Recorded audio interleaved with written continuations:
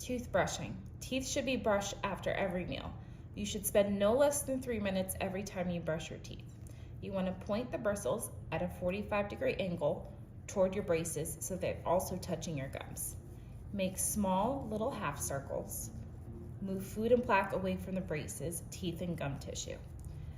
Pay special attention towards the back gum line because it's a hard to reach area.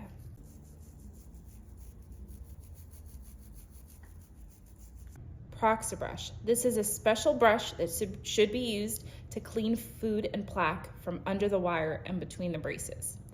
It is used by guiding the tree-shaped tip under the wire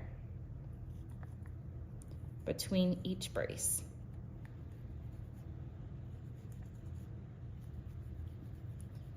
Move it in a circular and up and down pattern to remove food and plaque trapped. Flossing should be done at least 1 time per day between every tooth using a floss threader. You want to guide the tip of the floss threader through the wire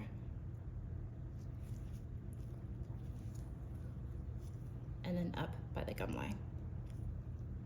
Pull the floss threader out